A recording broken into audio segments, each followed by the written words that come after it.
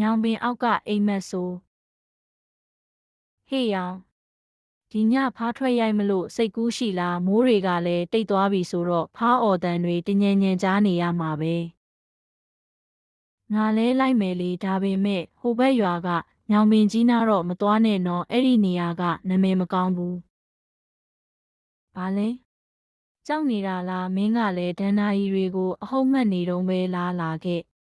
ဘာမှမဖြစ်ဘူးဟာဖားတန်တွေတကယ်ဆူညံနေတာပဲဒီညောင်ပင်အောက်မှာဖားတွေအများကြီးပဲကွမင်းပြောတော့ကြောက်စရာကောင်းတယ်ဆိုဘာမှမထူးပါဘူးဖားပဲဖမ်းရတာပေါ့ဟေ့ဟိုမှာကြည်စမ်းညောင်ပင်ပေါ်မှာအရေးတစ်ခုလူရိပ်နဲ့တူတယ်ဘာမှမမြင်ရပါဘူးမင်းမျက်စိမှားတာနေမယ်မဟုတ်ဘူးတကယ်ရှိတာဖြူဖြူအရေးကြီးပြီးတော့အနံ့ကလည်းထူးဆန်းတယ်ပုတ်တိုးတိုးအနံ့ကြီးအဲ့ဒီအနံ့က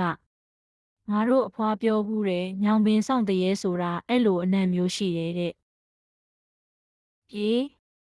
မြန်ပြေးငါတို့တော့ဒုက္ခရောက်ပြီထင်တယ်အာငါ့ကိုဆွဲနေတယ်ငါ့ကိုလွတ်ပါငါ့ကိုလွတ်ပါ